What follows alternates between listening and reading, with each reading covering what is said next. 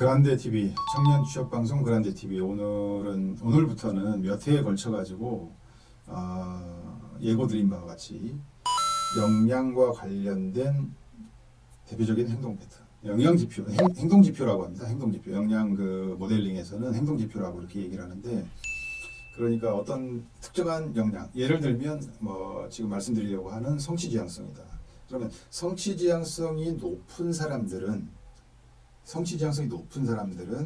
대표적으로 그 성취 지향성이 높은 여러 사람을 만나서 누적적으로 다양한 각도에서 인터뷰를 해봤더니 대표적으로 이런 행동을 보인다라고 정리해 놓은 게 역량 모델링이고, 그 행동이 행동 지표입니다. 그래서 역량 교육을 할 때는 그러한 행동을 하세요라고 요구를 하는 거죠. 교육적인 상황에서. 또 평가를 할 때는 어떻습니까? 그런 행동 지표에 해당되는 그런 과거의 행동 사례가 있었는가, 내지는 그런 행동을 가상적인 상황이 오면 그렇게 행동을 할 것 같은가, 이런 관점에서 이 사람의 성취 지향성이라고 하는 역량을 평가하게 돼 있다라고 하는 겁니다. 성취 지향성이다 그러면 이 키워드가 어떠한 것들하고 연관이 되는가를 좀 더 폭넓게 생각을 해가지고 거기에 좀 끼워 맞춰서 대입시켜가지고 이렇게 활용하려고 하는 그런 생각을 가지시면 되겠죠. 이 성취 지향성이라고 하는 것은 사실은 역량 평가를 하는 사람들 내지는 기업에서 인사 평가를 하는 이런 사람들 입장에서 보면 성취 지향성이 가장 중요한 역량 중에 하나입니다. 젊은 그 신입사원 그 지원자들한테 도전 성향이나 도전의 경험 이런 것들을 거듭거듭 자기소개서나 면접을 통해 가지고 물어보고 하는 것이 결국은 성취 지향성, 이 도전 성향이 성취 지향성인데, 이 성취 지향성이 있냐 없냐에 따라서 조직 안에 들어와 가지고 근무하는 태도라든지 뭔가 남들보다 좀 더 그 경쟁 상황을 좀 더 이겨내고 앞서가려고 하는 그런 측면이 현격하게 차이가 나기 때문에 성취 지향성은 굉장히 중요한 역량으로 생각을 하고요. 특히나 외국계 기업의 경우에는 이 성취 지향성이 약하다, 그러면 거의 뽑지를 않는다라고 말씀을 드려도 과언이 아닐 정도로 성취 지향성은 굉장히 중요한 역량이다라고 이렇게 받아들인다라고 하는 것을 먼저 이해를 하시고요. 성취 지향성 정의를 내리면 일을 좀 더 잘하려고, 아니면 최고의 어떤 기준에 도달하려고 하는 의욕, 또 그 의욕에 따른 행동, 이런 것들이 성취 지향성입니다. 성취 지향성이 없는 사람이 있어. 아주 낮은 수준의 사람은 대표적으로 어떤 행동을 보이는가? 일이 주어져도 잘 안 하는 거죠. 뭔가를 이렇게 시켜도 잘 안 하는 겁니다. 근데 그거보다 조금 이제 아주 낮은 단계, 성취 지향성 낮은 단계가 주어진 일에 대해서 관심을 표명한다라고 하는 겁니다. 너 이런 거 한번 해볼래? 라고 하면 그럴까요? 제가 한번 해볼까요? 라고 관심을 표명하는 이런 행동이 성취 지향성 역량 행동 중에서 아주 가장 낮은 단계의 그 행동이다라고 하는 것이고요. 그보다 좀 더 높은 행동이 이제 규정된 어떤 기준에 도달하려고 하는 노력을 보이는 겁니다.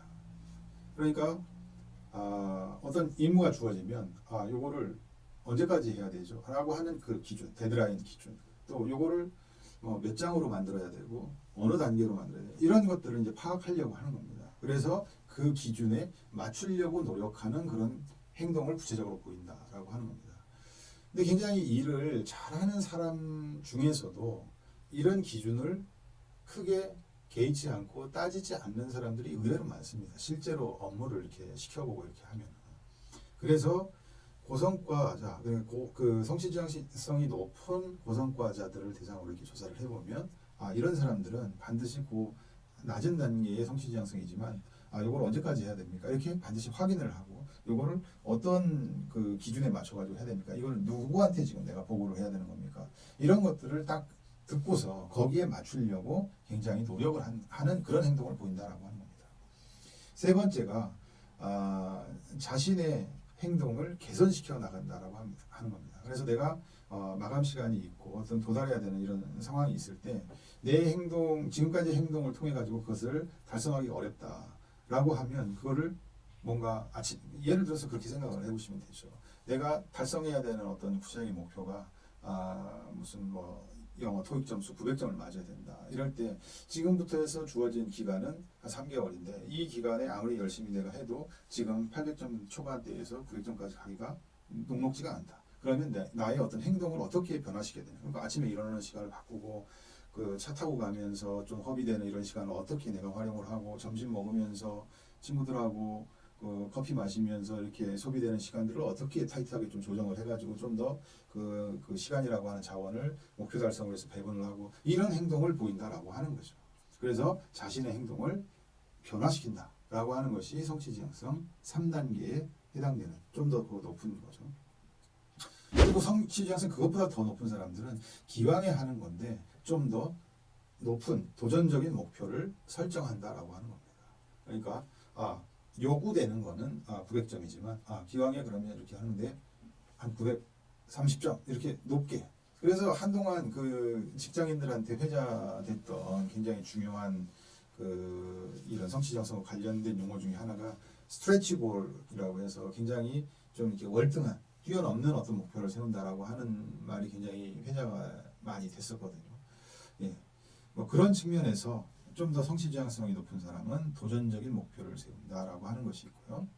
그 다음에 상당히 이제 높은 수준의 성취 지향성을 보이는 사람의 대표적인 행동 패턴은 기회 비용, 그 다음에 비용 대비 편익. 그러니까 내가 그거를 이제 그 달성하기 위해서 내가 그 쏟아부어야 되는 자원이라든가 비용이라고 하는 측면은 이런 정도인데 그걸 통해서 내가 얻어낼 수 있는 거는 어느 정도인가 이거를 면밀히 따져본다라고 하는 겁니다.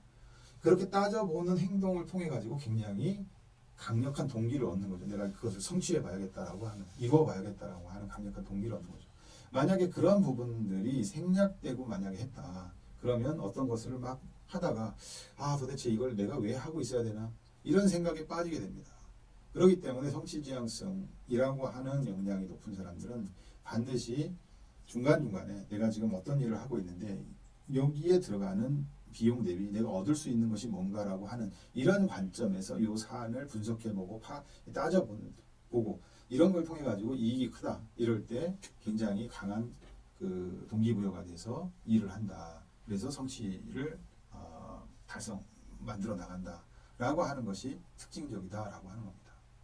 예, 오늘은 그 성취지향성에 대해서 말씀을 드렸고요.